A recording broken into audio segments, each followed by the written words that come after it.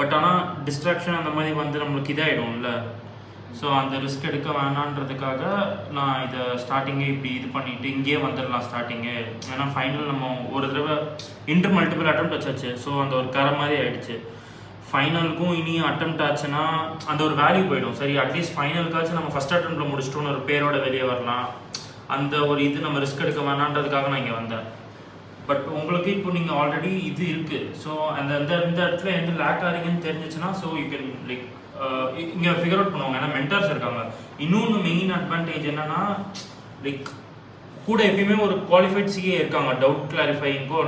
நம்ம அவங்களுக்கு தெரியும் நம்ம இப்போ வந்துட்டு நீங்கள் இப்போ மல்டிபிள் அட்டம்ஸ் கிளியர் ஆகலைன்னா ஒரு 2 to 3 ஃபேக்டர்ஸால தான் இருக்கும். ஒன்று படித்தது புரியாமல் இருந்திருக்கலாம், ஆர் எங்கேயாச்சும் வந்துட்டு ஒரு கம்ப்ளீட் கவரேஜ் இல்லாமல் போயிருக்கலாம். இந்த ஒரு 2-3 ரீசன்னால தான் ஆப்வியஸாக இருக்கும். கரெக்டு தானே? ஸோ அந்த இது நம்மளால் இம்ப்ரூவ் பண்ண முடியும். எங்கே கிளாரிட்டி கிடைக்கலையோ அந்த இடத்துல 100% கிளாரிட்டி கிடைக்கும். போர்ஷன்ஸும் நம்ம 100% கம்ப்ளீட் பண்ணிவிடும். ஸோ இது ரெண்டும் நடந்துருச்சுன்னா நம்மளுக்கு இதாகிறதுக்கு சான்ஸ் இருக்காதுல்ல. அது இங்கே நடக்கும். ஏன்னா ஃபேக்கல்ட்டிஸும் இருக்காங்க. ஸோ மென்டார்ஸ் இருக்காங்க. மெயினாக அதை ஃபேக்கல்ட்டிஸ்ன்னு சொல்ல முடியாது, கூடயே இருப்பாங்க. ஸோ நம்ம தான் ஆக்சுவலி படிக்க போகிறோம். நமக்கு வரப்போகிற டவுட் அவங்ககிட்ட கேட்க போகிறோம். ஸோ இப்போ ஃப்ரெண்ட்ஸ் கூட கம்பைன் ஸ்டடி பண்ணுறதும் இன்னும் கொஞ்சம் எஃபெக்டிவாக இருக்கும்.